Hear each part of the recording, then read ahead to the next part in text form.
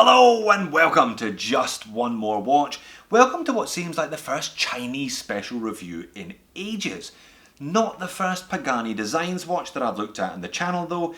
You may remember this little nugget from the end of last year, the mocktail time. Oh, how I laughed. Not a bad watch, all things considered. Crazy amounts of AR coating on the dial itself being pretty much a straight rip-off of the Seiko Cocktail Time, and as such, quite spectacular looking. Today's piece by Pagani Designs owes a lot of its inspiration, I think anyway, to the Tag Heuer Aqua Racer, and it comes frustratingly close to being one of the most amazing watches that I've looked at on the channel to date. Listen to this spec list. A full-size stainless steel man's sports watch, automatic with date complication. We've got a stainless steel bracelet with solid links, solid end links, and a milled clasp. Sunburst dial, it's a handsome looking watch, screw down crown, ceramic bezel insert. The price, $65 US, direct from the Pagani Design store on AliExpress. I will leave a link to that one in the description of the video. But frustratingly close to being amazing, there are going to be a few moans and niggles here today. Let's flip the camera and have a look at it. At these prices, I'm always impressed when they come in a box at all. Fairly basic little thing, but there you go, Pagani design on the top and an actually quite nice little purple polishing cloth. And I told you, it's a handsome thing. Definitely a bit of Tag Aqua Racer about it, but that is no bad thing in my humble opinion, and full-sized.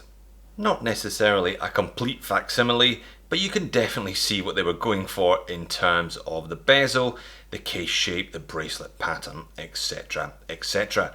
So 43mm in diameter, we've got a thickness of 14.5, lug tip to lug tip of bang on 50mm today, 22mm lug width, tapering down to about 19 at this kind of custom integrated milled clasp as noted. Sized up for me, 7-inch wrist, I had to remove 3 or 4 links. This one weighs in at 165 grams, so it certainly has a little bit of bulk to it and a little bit of heft to it, which is not bad. A lot of these kind of cheap Chinese specials that I've looked at on the channel previously have been dressier and lighter, so it's nice to see something a bit sportier and a little bit bulkier. 316L stainless steel case, crown, bezel, full bracelet, solid links, solid end links and milled clasp as noted, and a ceramic bezel insert. Now the crystal covering the dial today is not sapphire, it is a domed mineral crystal, but it doesn't do too bad for itself. It still looks pretty nice. You get a touch of distortion at the extremities of the viewing angle. And zoomed right in on the dial, you begin to see a little bit of that blue sunburst effect. Touch of AR on the mineral crystal and playing nicely off the kind of dull blue ceramic bezel. And as I said, it's a handsome big watch. They haven't overdone it at all. Just Pagani Designs and then PT Time automatic. Date frame at the 3 o'clock there though, to be honest, it would have looked a lot cleaner I think without the date, but you know, there's always going to be arguments back and forth about having a date for everyday practicality or no date for cleanliness. The handset, again, quite nice, little pointers on the end of those, and that blue second hand really adds a little touch of class, doesn't it? I think definitely a little bit of visual appeal. Always reminds me of the Omegas of the 70s, that kind of baby blue, powder blue there. Minute track around the outside for convenience, and the indices, it should be noted, are applied. So just printed logo on there, printed text, but applied indices. Again, not bad for your $65. And the case finishing is alright as well. I've got a couple of scratches in this one, as tends to be my way. Mixture of polished and brushed. We've got a little signed crown there, semi-shredded crown guards, reasonable finishing on the bezel actually. That doesn't look like a $65 watch at all. And as noted, it is a screw down crown. Quite unusual though, because it doesn't have an awful lot of water resistance, in fact only 30 meters. Now popping a link to show you the case back, screw down case back, just advertising that 30 meters of water resistance, all stainless steel construction. Now the movement in this one is a Seagull 2813, pretty basic unidirectional 3-hand plus date. However, it does hand wind. I've had this one running for the last couple of days. I'm getting about plus 20. Now, I had the back off of this. There is an adjustment lever on the movement, so if you're keen, you can take the back off and give it a tweak or two. I'm sure you'd get that running more accurately if you so chose. No seals of any description on this case back or the crown there as well. There's no rubber seals, hence only 30 meters. I guess it would have been nice to have had 50 meters. Given that it's advertising itself as a sports watch, that lets it down just a little bit. Now the bracelet's alright, finishing is fairly respectable. Few kind of sharpish edges on here though. It doesn't feel like a luxury bracelet, but it does have a milled clasp. Again, pretty incredible that they can do that for $65 when a lot of companies fail to do it for much, much more. And a handsome watch on wrist. 7-inch wrist for your reference. Wears pretty well, doesn't feel like 166 grams worth. Think fairly evenly distributed across the head of the watch. And the bracelet, sunburst, bit of AR coating, and that ceramic bezel insert certainly make it look like a more expensive watch than the price tag would suggest. And zoomed out for perspective again, bit of curvature to the lugs, not too much, but wears rather well, I think. And when you get it outside, that prominent blue sunburst dial becomes even more noticeable in a little bit of natural light.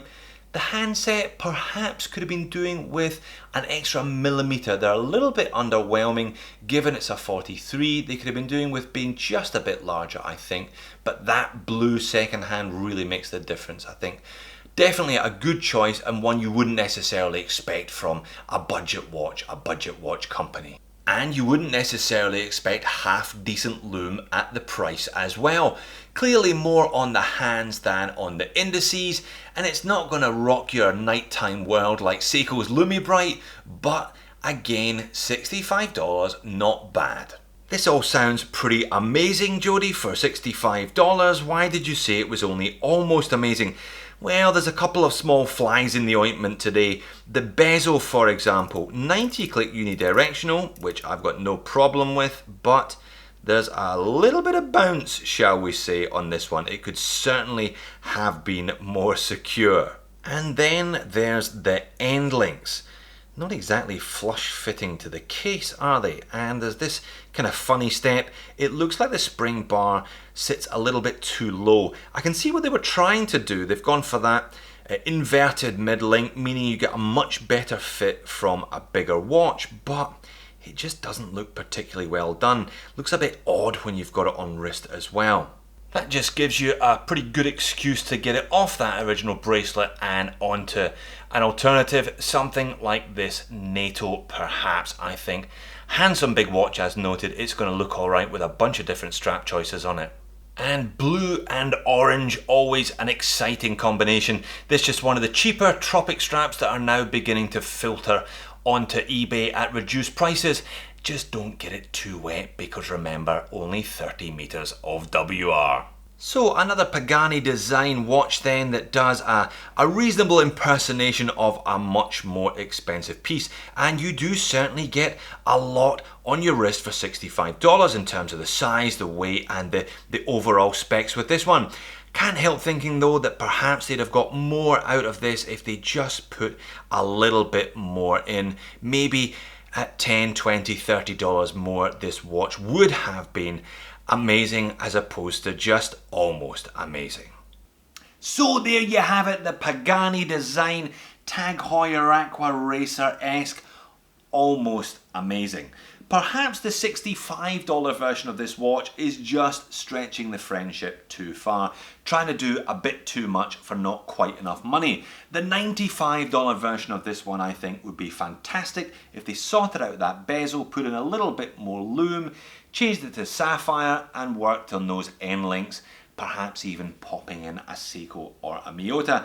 Not that I've got a big problem with the Seagull, there are billions of these made every year and they're generally pretty decent. But it just means that my quest to find the perfect Chinese special continues.